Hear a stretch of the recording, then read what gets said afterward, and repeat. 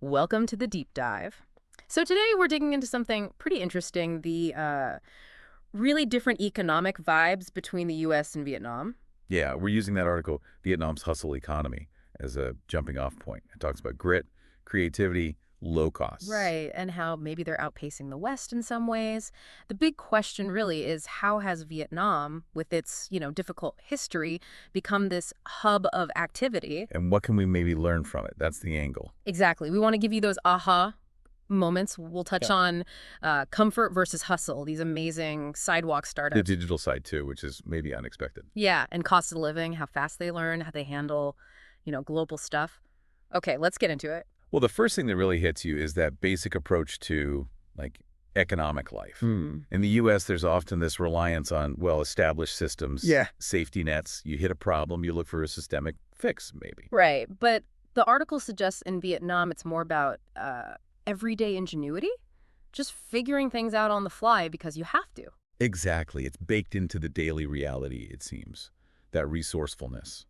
Yeah, the article really drives that home. Like even basic shopping, we expect a proper store, right? Uh-huh. But there, it's individuals just creating solutions right there on the street. That whole make it work thing seems, well, fundamental. And that leads straight into this idea of sidewalk startups. Yeah, I love that phrase. Every scooter is a startup, every sidewalk a marketplace.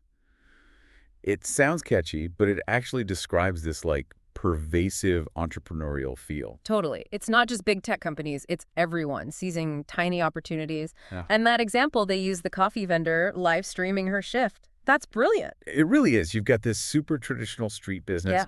subtly using digital tools to connect, reaching people beyond just whoever walks past, maybe building a brand even from a little cart. Imagine that. It's just pure ingenuity, and it shows how deep the digital thing goes there. Right. It's not just, oh, people have internet.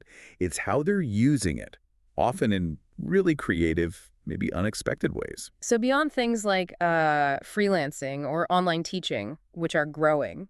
You see these really dynamic online markets, often just built on social media. Sometimes they kind of sidestep the big formal e-commerce platforms altogether. Wow. So it's like a super local, digital, informal economy all mashed together. Pretty much.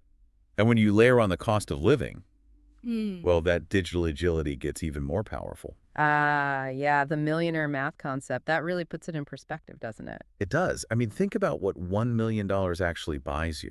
Rent, food, entertainment, even what kind of return you might get on savings or investments. It's just worlds apart between the US and Vietnam. Totally. Your money just stretches so much further there. And that changes everything, doesn't it? Mhm. How you think about savings, risk, starting something new. Yeah, maybe that lower cost base just makes people more willing to try stuff out on a smaller scale. Seems like it. The stakes aren't quite as high for those small ventures, perhaps. And supporting all this is this real focus on learning fast. Right. The article talked about a culture of picking up skills quickly. Exactly. Lots of short courses, focused training. Plus, the IT sector is booming. They're even exporting tech talent now. And people spend a good chunk of their own money on education, too. So it signals a society that's really prioritizing, staying sharp, Yeah. keeping up. It feels very proactive. Like Yeah. they know they need to keep evolving to compete globally. And that adaptability must be crucial when things get rough internationally, like with trade issues. Yeah, that example of the huge U.S. tariff, like 46%, that's a major hit. Oh, yeah. But Vietnam, during periods like that, still managed really impressive GDP growth, like 8%, even 10%. Wow.